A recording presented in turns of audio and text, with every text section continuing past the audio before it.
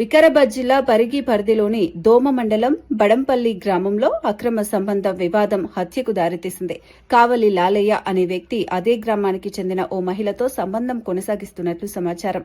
పలుమార్లు హెచ్చరించినా వినకపోవడంతో ఆ మహిళ కుటుంబ సభ్యులు కక్ష పెంచుకున్నారు. గ్రామ శివారులోని దండెం చెరువు వద్ద లాలయ్య కనిపించగా 5గురు కలిసి కట్టెలు, రాళ్లతో దాడి చేసి హత్య చేసినట్లు పోలీసులు తెలిపారు. ఈ లాలయ్య ఎవరైతే వాళ్ళ ఫాదర్ ఉన్నాడు, అతను ఈ నేరస్తుల ఒక వాళ్ళ మదర్తో ఇల్లీగల్ ఎఫ్ఐఆర్ మెయింటైన్ చేస్తుందని చెప్పేసి ఈ సమాచారం మేరకు వీళ్ళని ఒక ఊబయట కాలువ దగ్గర చూసి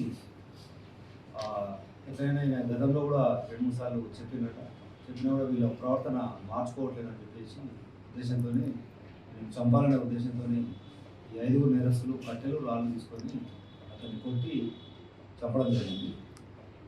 ఈరోజు ఈ 5గురిని అరెస్ట్ చేసి కోర్టుకు పంపిస్తారు. 5 నేమ్స్ బాగుంటుంది.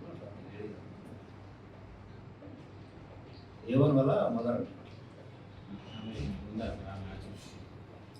ఆశపడి నేను ఈయనని కొట్టిన తర్వాత వాళ్ళ మదర్ కూడా కొట్టిన వీళ్ళు కొడితే ఆ ఇంటికి వెళ్ళి పారిపోయిందని చెప్పేసి మన ప్రాథమిక సమాచారం.